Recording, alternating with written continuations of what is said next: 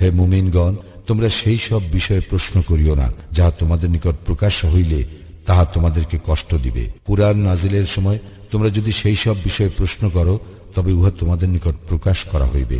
আল্লাহ সেই সব ক্ষমা করিয়াছেন এবং আল্লাহ ক্ষমাশীল, সহনশীল। তোমাদের পূর্বেও তো এক সম্প্রদায় এই প্রকার প্রশ্ন করিয়াছিল, অতঃপর তাহারা উহা প্রত্যাখ্যান করে।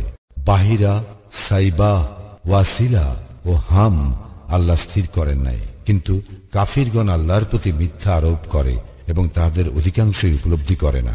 যখন তাহাদেরকে বলা হয় আল্লাহ যাহা অবতীর্ণ করিয়াছেন তাহার দিকে ও রাসূলের দিকে আসো, তাহারা বলে আমরা আমাদের পূর্বপুরুষদেরকে যাহাতে পাইয়াছি তাহাই আমাদের জন্য যথেষ্ট।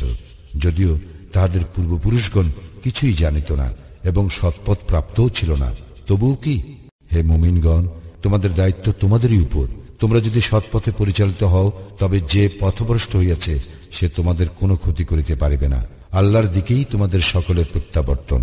অতঃপর তোমরা যাহা করিতে তিনি সে সম্বন্ধে তোমাদেরকে অবহিত করিবেন।